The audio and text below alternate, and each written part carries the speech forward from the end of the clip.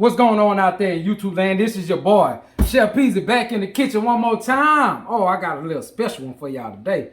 But hey, look, don't check out the features today. I know a boy need a little shave and a little trim, you know what I'm talking about? But hey, I'm still coming to y'all in this kitchen, whip, you dig? So what we got going on today is a peach cobbler French toast. Yeah, that's how we're gonna do it. And I'm only giving y'all the ingredients right now for the first part because I need to cook this filling and make this filling right before I get to the French toast part. So what I will need for my filling is a can of peaches, you know what I'm saying? However you want it, heavy syrup, light syrup, whatever. You know what I'm saying? I got about a little bit, about 3/4 of a cup of sugar. I got some cornstarch, I got some vanilla, and I got some cinnamon. You know what I'm talking about? And I got, what I'm gonna do is, to my peaches, I'm gonna bust this halfway open, like so, you know what I'm talking about? And I'm gonna pour just a little bit of that juice up in this old cup. Just enough to add this cornstarch to it, you know what I'm saying, to thicken it up, to get it right when we get ready to put everything in a pot, you know what I'm saying? So I can go ahead and show this to y'all right now, while we right here on it. Why not, you know what I'm saying? So I'm gonna take, you know, 2 of these teaspoons, and you might think it's gonna be a lot, but what we're doing is we're gonna thicken this up. If we need to thin it out, we can add a little bit more water and thin it out, but yeah, we're gonna do that like that. I'm gonna take this old whisk right here and just whisk this up in there. And this filling is gonna be pretty thick. It ain't gonna be as loose as your regular peach cobbler because you want it to be kind of thick to stay on your French toast. But you also want the flavor of your peach cobbler. You know what I'm saying? So that's how we're gonna do it. So right now we finna get ready to go over to this pot on the stove and get ready to get started. Let's go. All right, first thing first, to this pot, I'm gonna add this sugar. Bam, just like that. Come right behind it. About 2 tablespoons of vanilla, or however you feel, you know. Vanilla is good for the soul. That's how I see it. You know what I'm saying? Then we're going to also come right behind it and hit it with the rest of our peaches. Peaches and the juices in there. We're going to also get ready to get right with our cinnamon. 1 good tablespoon. If it'll fit up in there. You know what I'm saying? Bam. 1 of them. That's all you need. 1. Now we're finna whisk this up.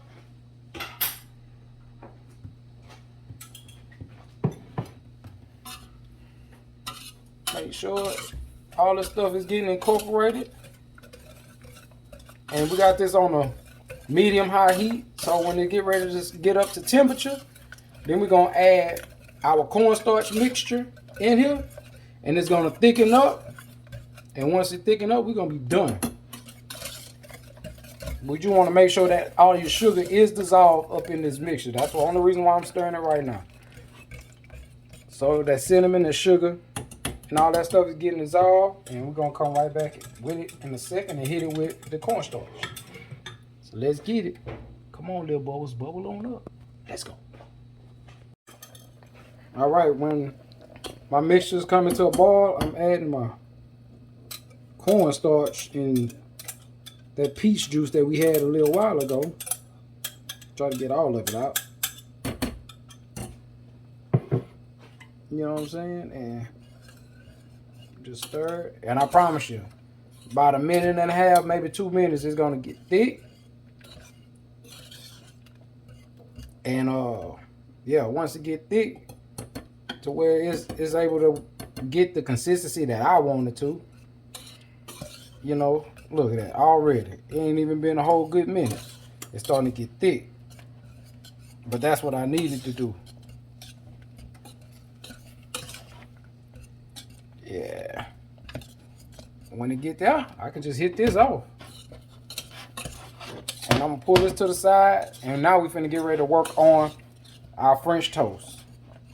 You know, let's go. All right, now the second part of this is, now we finna get to the French toast part. You know what I'm talking about? So, yeah. So what I got here, I got a little cinnamon, you know what I'm talking about, a little vanilla. So what I'm gonna go ahead and do in my bowl, and I got this big bowl because, you know, I might make a mistake and make a miss. You know, I need some room to move around. You know what I'm talking about? Because I can't really see, so I got to make sure I got something big enough that I can whip with. But 2 tablespoons of that old vanilla up in there. This is about a third cup of milk up in there. You know what I'm talking about? I got me some cinnamon, of course. So I'm gonna go ahead and hit it with 2 tablespoons. No, 2 teaspoons. I'm sorry. Put that up in there like that right there. Bam, bam. Real simple, real easy. Get that out the way. You know what I'm saying? And I got about a half. This is about a half a cup of sugar. You can use a couple tablespoons, you know what I'm saying, which is what I'm gonna use. I'm not gonna use all that sugar, but that's just what I came out with, you know what I'm saying? And then I got 3 eggs. 3 large eggs. You can use, you know, however many eggs you want to use, because I'm doing 4 slices of Texas toast with my but you can use any kind of toast, brioche buns, brioche bread. You can use French bread, you know what I'm saying? But I like to use Texas toast. It's thick, and I'm not gonna absorb this to where it's just soggy. I don't like soggy, you know what I'm saying? French toast, like talking about. So what I'm doing is, now I'm finna just whip all this in this bowl. Make sure that the egg is broken up real good. And the more I, you know what I'm saying, get it on in there and whipped up. Just keep on whipping it until, you can use a blender also, should I say a hand mixer or a stand mixer, whatever one that you want to use. You just want to make sure that the sugar in the bottom is dissolved. You want to make sure everything is coming together. Your cinnamon, your sugar, your milk, your eggs, and yeah, you want to make sure all that is coming together. So what happens? You want it to be as loose as possible. You don't want your eggs to stick together, because that will cause a big puddle in your French toast. When you cook it, to make it look like egg pieces is in there, you want to whip it real good. Make sure that you can break it all up as much as possible. Now we're gonna get ready to get our skillet right, and then I'll come back and soak this bread for you and show you what it's supposed to look like. Let's go. Okay, now we're gonna get ready to soak this bread. So I take that Texas toast, just drop it on up in there, just on one side, and then for a hot second. Now I'm flipping it over. Bam. Hot second. I don't want it to, like I said, I don't want my bread to get soggy. So you can let it soak as long as you want to, but I let it soak for a hot second. And then I'm putting it on this parchment paper. And the only reason why I'm doing this right now, because I'm not going with each piece just right in the skillet right now. So I just want to, it can soak up whatever excess it needs to soak up with while it's sitting on this parchment paper. And I'm going to show you this other little piece right here, and then we're just going to move on and go to the skillet. You know what I'm talking about? Like I say, just a hot second. If you want to let it sit and soak a little bit more, then that's you. You know, however you want to do it. I'm just trying to show you how to do it. You make the decision. You are your own chef. You did. Yeah. So I'm going to do these other 2 off camera, and then we're going to get to the skillet. All right, let's go. All right, to my pan, I added about 2 tablespoons of butter. I melted it, got them on medium-high heat, and I'm going to just do 1 piece of toast at a time. I mean, you can do, if you got a bigger skillet, you go for what you know. But, yeah, I'm doing it slow, not too high temperature, because I don't want to burn it. I want to just have a nice golden brown coat to it, you know what I'm saying? And I'll show you what that look like in a hot second.